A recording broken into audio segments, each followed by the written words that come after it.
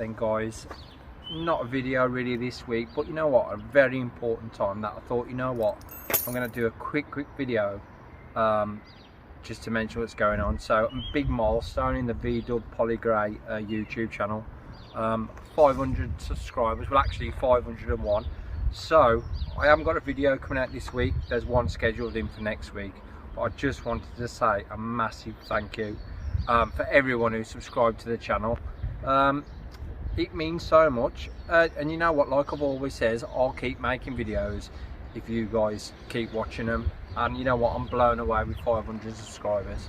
So thank you for all those that's supporting us from the very start, and thank you for all the new subscribers.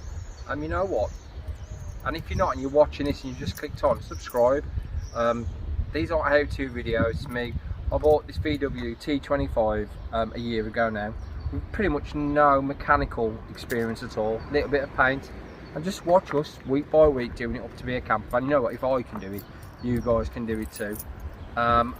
Also as well, don't forget, we've still got a few of these VW Polygrey stickers left. If you want one, all the links in the description below. Just helps support the channel and helps me get this thing back on the road.